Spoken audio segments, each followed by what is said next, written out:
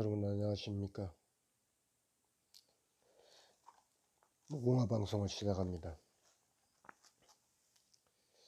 지난해 우리 경제 성장률이 마이너스를 기록했는데 최근 분기별 조사에서 또 마이너스 0.1%라고 합니다. 경상수지가 84개월 만에 6억 6천만 달러 마이너스 적자를 보고 있다고 합니다. 최근 5개월 연속 물가 상승률 변화가 0%라고 하는데, 이렇게 되면 수출 부진으로 이어지고 기업이 문을 닫는 기업이 많아지고, 근데 이 정부는 경기가 회복될 것이라고 이렇게 말을 합니다.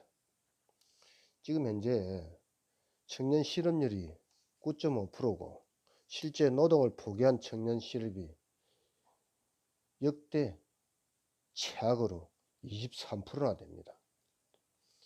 일자리를 구하지 못하고 있는 청년들이 이제 어떤 일까지 벌어지냐면 공황장애, 우울증 같은 이런 환자가 지금 빠르게 급증하고 있다고 합니다.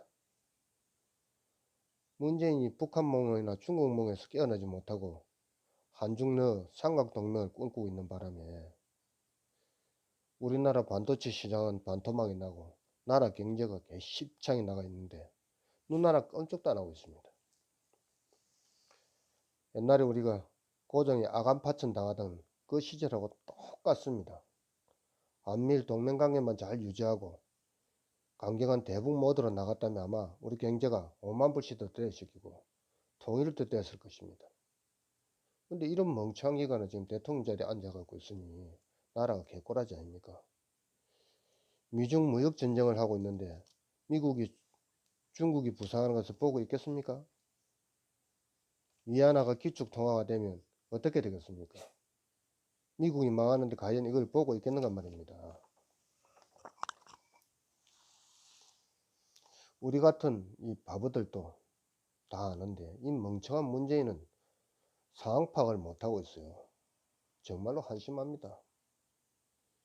지금 미국이 중국의 부채를 많이 쥐고 있기 때문에 분명히 중국과 전쟁을 할 수 있다는 것을 우리는 알아야 합니다. 전쟁이 나면 국가 대 국가의 채무는 제로가 되기 때문입니다. 우리 지역만 해도 어떻습니까? 지금 길목 좋은 상가들은 전부 다 비었습니다. 왜? 비싸니까.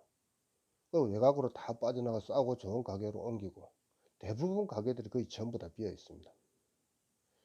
이런데도 꼼수 추경안을 내가지고 선심성 예산만 늘려가지고 복지라는 이름으로 돈을 주겠다고 하고 3조 원의 국채를 발행해가지고 학교라고 지금 만지작거리고 있지 않습니까?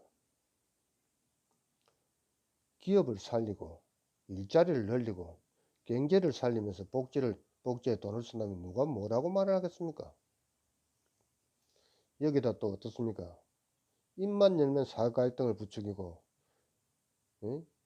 우는 연기는 기가 차게 잘하죠. 아직도 정신 못 차리고 이런 모습을 잘 하고 있다고 하는 이 문바들하고 대깨문들을 보면 이 나라가 망해도 더 망해야 됩니다. 이것들한테는 무조건 밀어주고 돈 걱정 안 하게 해주니까 죽는 거는 우리들 뿐이죠. 또 6.16일날 이 씨발놈이 현충일날 전쟁과 6.25 전쟁하고 천안함 연평도 사건에 대해가지고 말 한마디 못하고 유족들을 불러놓고 북한으로 넘어간 김원봉이가 우리 군의 뿌리가 됐다고 망언을 해대는 꼴을 보면 내가 유가족이라면 털을 다 모아버리고 싶습니다. 우리 군대가 언제 인민군대의 뿌리가 됐습니까? 김원봉이 개새끼는 1948년 북으로 넘어가 가지고 고위직에 있었고 6.25 전쟁 당시 전쟁 지휘를 했고 북한에서 훈장까지 받은 놈 아닙니까? 이놈이 우리 군대의 뿌리라면 지금 왜 우리가 서로에게 총을 겨누고 있습니까?